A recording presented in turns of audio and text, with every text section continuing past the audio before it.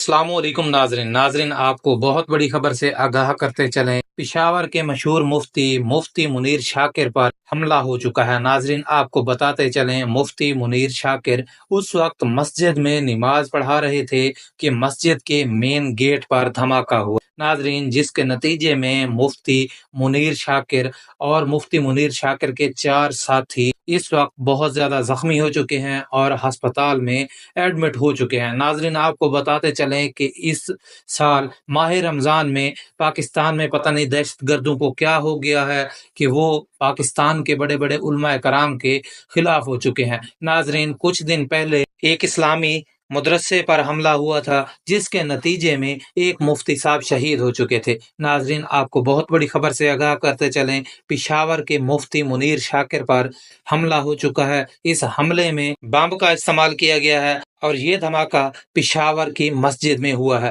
ناظرین، اس دھماکے میں ابھی تک کوئی جانی نقصان نہیں ہوا۔ مفتی منیر شاکر اور ان کے 4 دوست اس وقت زخمی ہو چکے ہیں۔ ناظرین، انہیں پشاور کے ہسپتال میں داخل کروا دیا گیا ہے۔